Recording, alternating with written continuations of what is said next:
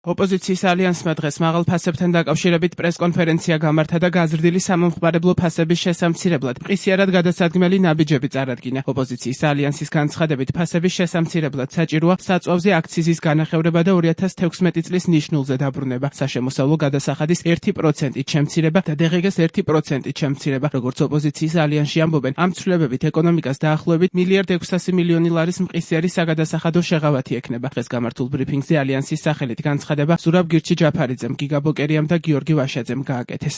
მთავარი კითხვა ალბათ არის, შეიძლება თუ არა კატასტროფულად გაზრდილი ფასების პირობებში მყისიერად გადაიდგას ნაბიჯი იმისთვის, რომ კონკრეტული შეღავათი მიიღოს საქართველოს აბსოლუტურად ყველა მოქალაქე. და დიახ, ეს შესაძლებელია. ჩვენ გვაქვს ძალიან კონკრეტული მყისიერი ნაბიჯები წარმოქმნილი, რასაც გავაკეთებთ ჩვენ.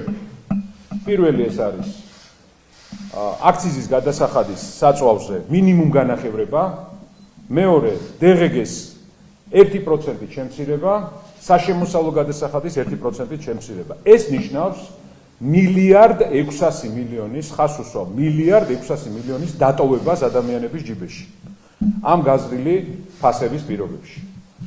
თუ პოლიტიკური ანება ექნებოდა ხალხზე მზრუნვავ ხელისუფლებას, ამას აუცილებლად გააკეთებდა. ისე როგორც ამას აკეთებს სხვა ქვეყნები და ეს არ არის რამე უნიკალური. ცხრა ოპოზიციური პარტიის ერთობა ამბობს, რომ ქვეყანაში ეკონომიკური მდგომარეობის გამოსასწორებლად საჭიროა საშუალო და გრძელვადიანი ნაბიჯების გადადგმა, რომლის მიხედვითაც უნდა შემცირდეს საგადასახადო ტვირთის და ბიუროკრატიის ზომა, განახევდეს ეკონომიკის მოცულობასთან შიდა ვალის მოცულობის შეფარდება, შეიქმნას დამოუკიდებელი სასამართლო, მოხდეს ეროვნული ბანკის დეპოლიტიზირება, უნდა განეიტრალდეს სისტემური კორუფციის და კრიმინალის გავლენა ეკონომიკაში, ასევე ოპოზიციის ალიანსის შეფასებით უნდა მოხდეს ქვეყნის ეკონომიკის ინტეგრაციის გაღრმავება თავისუფალი განვითარებული სამყაროს ეკონომიკასთან, რაც ხელს შეუწყობს პირდაპირ უცხოური ინვესტიციების მოზიდვას.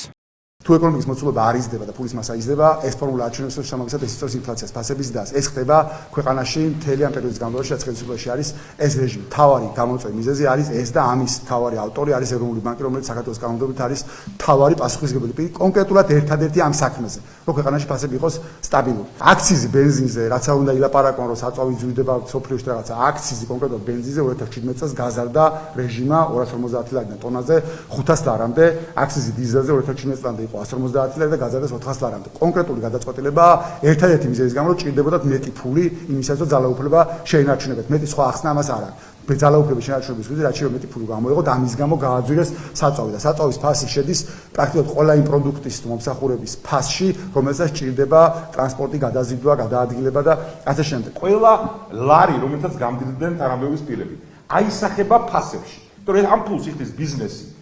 ხელისუფლებისთვის ამ კორუფციულ ფულს და შემდეგ ბიზნესი იძულებულია, რომ ეს ფული გადაახდენოს მომხმარებელს. ანუ ყველა ადამიანი ღარიბაშვილი დაწყებული, ყველა ამ გვარებით და კრიმინალებით, ფარცხალაძეებით ის ბიზნესში ვართ, ყველანი, როცა მდიდრდებოდნენ ოფიციალური ვერსიითაც, ამ ფულს იღებდნენ მოქალაქეებისგან. და ჩვენი ამოცანაა მყისიერად ის ნაბიჯები, რაც აქ უკვე იქნა ნახსენები და მთლიანად ამ არალეგიტიმური რეჟიმის შეცვლის შემდეგ ამ კრიმინალური, კორუფციული სისტემის მოშლა. ტვირთის შემცირება გადასახადების ფულის ბეჭდვის შეწყვეტა და კრიმინალური ამ ტრადიციის აღმოფხვრა, რომლის ფასაც ყველა ჩვენი მოქალაქე იხდის. ოპოზიციის ალიანსში, რომელიც 2026 წლის მარტის დასაწყისში შეიქმნა 9 პარტია. ესენი არიან ერთიანი ნაციონალური მოძრაობა, ფედერალისტების სტრატეგია აღმაშენებელი, ახალი გირჩი მეტი თავისუფლება, დროა, ევროპული საქართველო, ეროვნულ დემოკრატიული პარტია და თავისუფლების მოედანი.